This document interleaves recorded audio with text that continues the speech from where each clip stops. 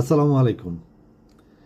Commitment অনেক বড় একটা বিষয়, মানুষের জীবনের অনেক বড় একটা পার্ট। আমরা যদি কেউ কোনো কমিটমেন্ট না রাখতে পারি, অনেক কথাই শুনতে হয়।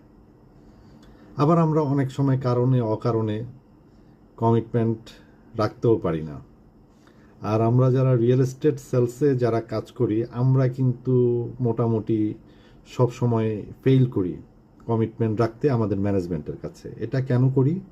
আমাদের কাস্টমার কমিটমেন্ট রাখে না, কাস্টমার আসবো বলে আসে না,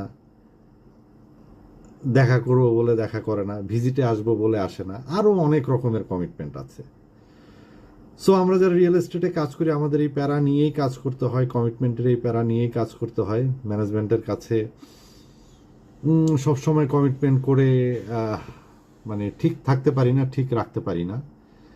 এটা কিন্তু আমার জন্য না, আমাদের রিয়েল এস্টেট সেক্টরের সেলসে যারা কাজ করে তাদের জন্য না, এটা কাস্টমারদের জন্য। কাস্টমাররা তাদের কমিটমেন্ট ফেল করে, সব কাস্টমার না, আবার অনেকেই ফেল করে। এটার রেশিও কিন্তু 50-50ও বলতে পারি, আবার কম বেশিও হয়, এক একজনের কাছে এক এক রকম হতে পারে। সো এই বিষয়টা নিয়ে আপনারা কে কি ভাবছেন আমাকে জানাতে পারেন। Thank you.